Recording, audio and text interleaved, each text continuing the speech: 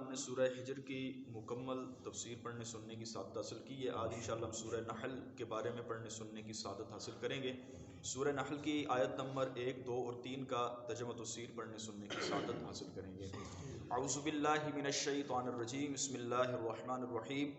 اتی امر اللہ فلا تستعجلوہ سبحانہ وتعالی عما یشرکون۔ ترجمہ کنز العرفان۔ اللہ تبارک و تعالیٰ کا حکم قریب آ گیا تو تم اس کو جلدی طلب نہ کرو، اللہ کے لیے اللہ ان کے شرک سے پاک اور بلند و بالا ہے۔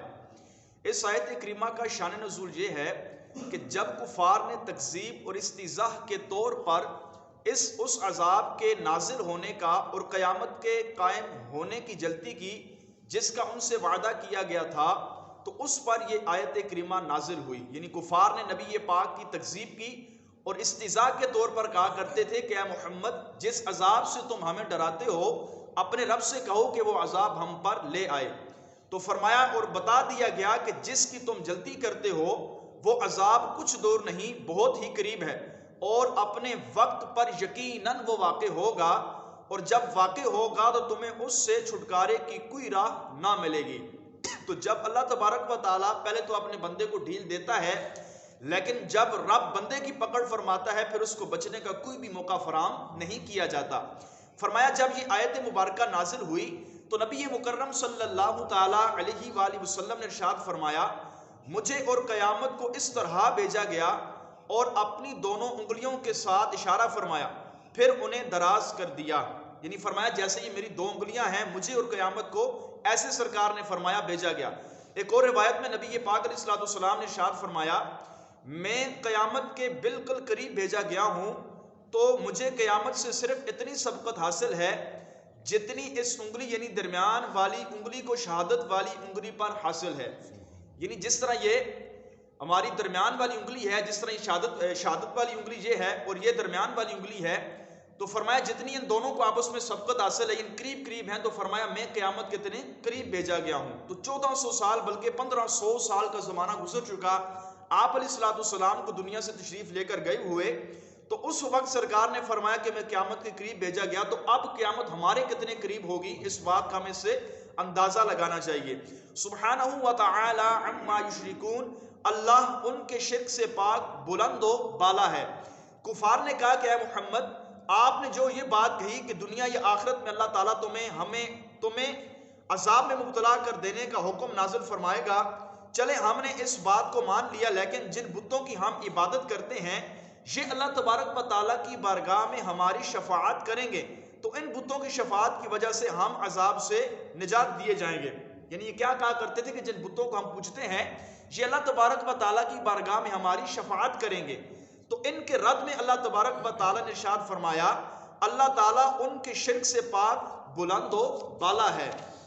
فرمایا ينزل الملائکۃ بالروح من امرہ علی من یشاء من عبادی ان انذروا انہ لا الہ الا انا فاتقون۔ اللہ تعالیٰ اپنے بندوں میں سے جس پر چاہتا ہے اس پر فرشتوں کو اپنے حکم سے روح یعنی وحی کے ساتھ نازل فرماتا ہے کہ تم ڈر سناؤ کہ میرے سوا کوئی معبود نہیں، تو مجھ سے ڈرو۔ کہتے ہیں اس آیت کریمہ میں ملائکہ سے مراد حضرت جبریل امین ہے۔ ان کی تعظیم کے لیے اللہ تبارک و تعالیٰ نے جمع کا صیغہ جو ہے وہ استعمال فرمایا، اور روح سے مراد جو ہے وہ وحی ہے۔ اسی وجہ سے سیدی اعلیٰ حضرت نے فرمایا کہ نبی پاک علیہ الصلوۃ والسلام کو آپ لفظ محمد سے نہیں پکار سکتے کہ محمد فرماتے ہیں۔ فرمایا جب بھی نبی پاک کا نام لیا جائے گا تو رسول اللہ کہا جائے گا، حبیب اللہ کہا جائے گا، نبی پاک کہا جائے گا، سرکار کو آپ کے مبارک نام سے نہیں پکارا جائے گا، کہ تعظیم اس کے اندر ہے کہ آپ علیہ الصلوۃ والسلام کو اللہ کا رسول، اللہ تبارک و تعالیٰ کا حبیب، اللہ تبارک و تعالیٰ کا نبی، اللہ کا محبوب کہہ کر پکارا جائے۔ تو اس سے یہ بھی ثابت ہوا کہ جب بھی بزرگان دین یا کسی مبارک ہستی یا کسی بھی اپنے سے بڑے کا نام لیا جائے تو تعظیم کے ساتھ نام لینا چاہیے۔ جیسے والد صاحب سے کہا جائے کہ آپ فرماتے ہیں یا آپ فرمایا کرتے تھے، تو اس کے اندر جو ہے وہ تعظیم ہے۔ وحی کو روح اس لیے فرماتے ہیں، فرمایا گیا کہ جس طرح روح کے ذریعے جسم انسان کا زندہ ہوتا ہے اور روح نہ ہو تو جسم مردہ ہو جاتا ہے، اسی طرح وحی کے ذریعے دل زندہ ہوتا ہے، اور اسی سے ابدی سعادت کا پتہ چلتا ہے۔ جو دل وحی سے دور ہو وہ مردہ ہو جاتا ہے۔ بعض مفسرین کرام نے فرمایا کہ ملائکہ سے مراد حضرت جبریل امین اور ان کے ساتھ آنے والے فرشتے ہیں جو اللہ تبارک و تعالیٰ کے حکم سے وحی پر مامور ہیں۔ اللہ تبارک و تعالیٰ اپنے بندوں میں سے جس کو نبوت و رسالت اور مخلوق کی طرف وحی کی تبلیغ کے لیے منتخب فرماتا ہے، ان پر وحی کے ساتھ فرشتوں کو نازل فرماتا ہے کہ جبریل امین علیہ السلام آپ تمام کے تمام انبیاء کرام کی بارگاہ میں وحی لے کر آئے ہیں۔ کسی نبی کی بارگاہ میں ایک بار آئے، کسی کی بارگاہ میں 100 بار آئے، اور نبی پاک علیہ السلام کی بارگاہ میں آپ 24,000 مرتبہ حاضر ہوئے ہیں۔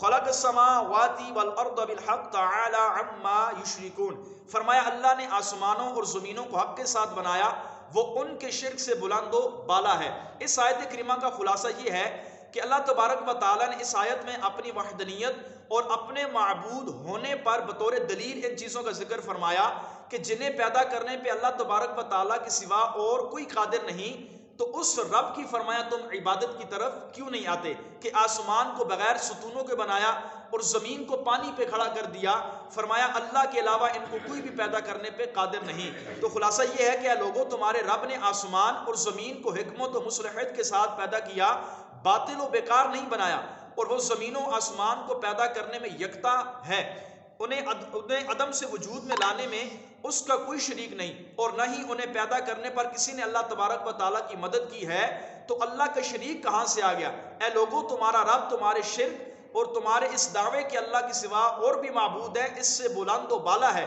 اور اس کی شان اتنی بلند ہے کہ کوئی اس کا مثل، شریک یا مددگار ہو ہی نہیں سکتا۔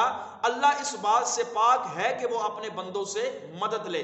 سارے رب کے محتاج تو ہیں، لیکن اللہ تبارک و تعالیٰ کی ذات کسی کی بھی محتاج نہیں۔ اللہ کریم ہم سب کو مذکورہ بالا آیات کریمہ کو سمجھنے کی توفیق عطا فرمائے، مشرکین کے شرک سے اللہ کریم ہم سب کو، ہماری نسلوں کو بھی محفوظ فرمائے، آمین بجاہ النبی الکریم صلی اللہ علیہ وسلم۔